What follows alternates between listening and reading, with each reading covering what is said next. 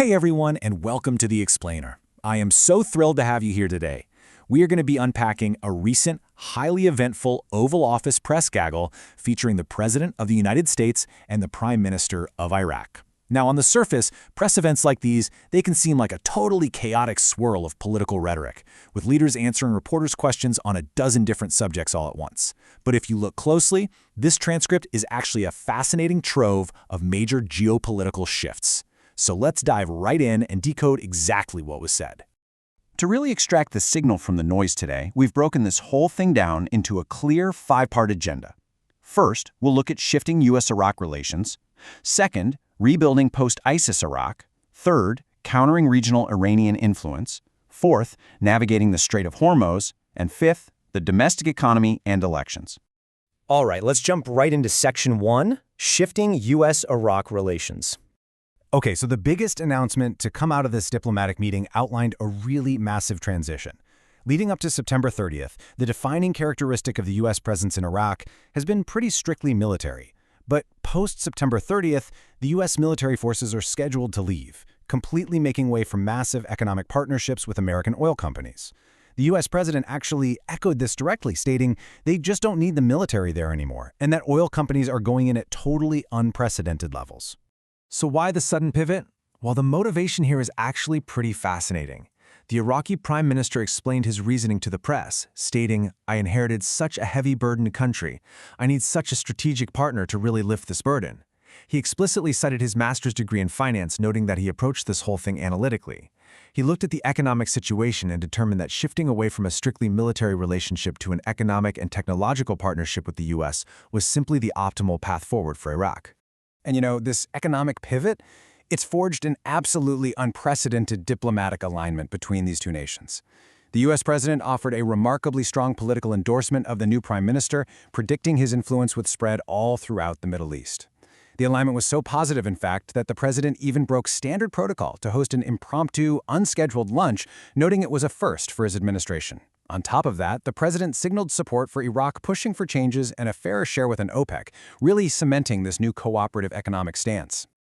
Moving right along to Section 2, rebuilding post-ISIS Iraq. $400 billion. Let that number sink in for a second. According to the Prime Minister, this is the estimated cost of the tremendous infrastructure damage inflicted on Iraqi cities by ISIS. He pointed out that some cities remain totally destroyed, with citizens literally still living in camps. This massive financial hole provides some extremely crucial context for why the Prime Minister is so aggressively pursuing foreign investment and prioritizing the economy over military relations. But here's the thing, to secure that kind of investment, you absolutely need stability, right? This is where the Prime Minister laid out his strict disarmament strategy, and it's tied directly to that same September 30th deadline. The goal is to restrict the possession of all weapons exclusively to the state. Independent factions must surrender their weapons and transition into civilian or political entities. The Prime Minister stated firmly that militias are a need, not a profession, and that after September 30th, there is zero justification for their existence outside the control of the state.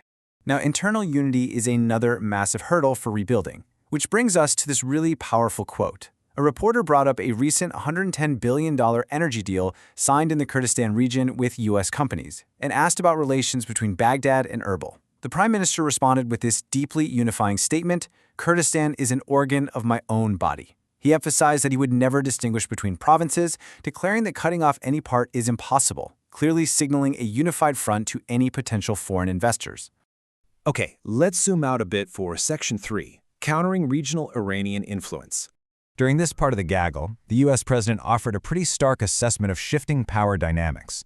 Historically, he noted that he referred to Iran as the bully of the Middle East, claiming they were a massive burden on Iraq. However, his current assessment is that Iran has been severely destabilized.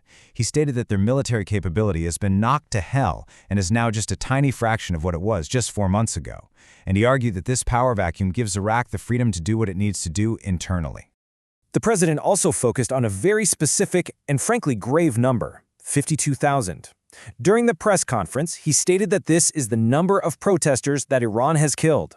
He used this figure to underscore his stance on the severity of the Iranian regime's actions, claiming that while nobody likes talking about it, the removal of this dominant, fearful factor is precisely what is allowing the Middle East to come together in unprecedented ways today.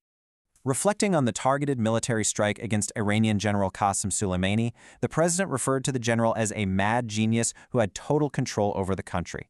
He maintained that authorizing the strike prevented a different, much worse story today. Notably, the president also objectively acknowledged to the Iraqi prime minister that a leader from Iraq happened to be meeting with the general at the airport and was unfortunately killed in that exact same incident. That brings us to Section 4, Navigating the Strait of Hormuz. Here, the president announced a major strategic shift involving some key Gulf state nations, Saudi Arabia, the UAE, Qatar, Bahrain, and Kuwait.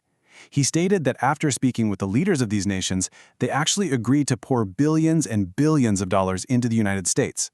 This huge influx of foreign capital is the result of a completely renegotiated approach to maritime security in the region. So where is this money coming from? It actually stems from a total policy reversal. The president explained that the old idea was to charge allies a 20% protection fee for guarding the Strait of Hormuz. His argument was that it was unfair for the U.S. to protect shipping lanes completely uncompensated, especially when the U.S. doesn't even need the oil. But after talks, the new policy completely drops that fee. Instead, these nations are making massive, direct investments right into U.S. factories and plants. The president argued this is just a superior model, because allies get a real return on their money and the U.S. receives record-setting domestic investment. Finally, let's bring it back home with Section 5, Domestic Economy and Elections. Domestically, the U.S. president made some really bold economic claims during the event. He stated that his administration inherited the worst inflation in 48 years from the previous administration, claiming it peaked at around 9 to 10%. He then cited a newly released report indicating that inflation has successfully been slowed down to 3.5%, and he took credit for bringing prices way down ahead of the midterms. To back up his case for domestic growth, the president cited some pretty striking economic figures. He claimed that during the 4 years of the previous administration, investment was less than $1 trillion. In stark contrast, he claimed that under his current administration, they've seen $19.2 trillion in just 12 months. He attributed this massive leap to foreign factories and capital pouring into the U.S. at record numbers, specifically because they face no tariffs if they build directly on American soil. So, to tie this whole thing together, let's map out the critical near-future milestones we've established in this explainer. September 30th is the massive dual deadline for the U.S. troop withdrawal and the Iraqi militia disarmament. By the end of the year, Iraq plans to host the largest sovereignty conference in the region. But domestically, the president heavily teased a Thursday night announcement regarding election machines and election integrity, calling it really big news and asserting that without free and fair elections, you basically don't have a country. Which really just leaves us with one final overarching question to think about. As we look at the source material today, we see a clear, concerted effort to substitute American troops with American oil companies and foreign tariffs with foreign factory investments. Will this fundamental shift from a military presence to a strictly economic partnership actually redefine the future of the Middle East? It is a massive geopolitical gamble, and the deadlines are approaching fast. Thank you so much for joining me for this explainer. I really hope this structured look helped you cut through the noise. Keep learning, and I'll see you next time.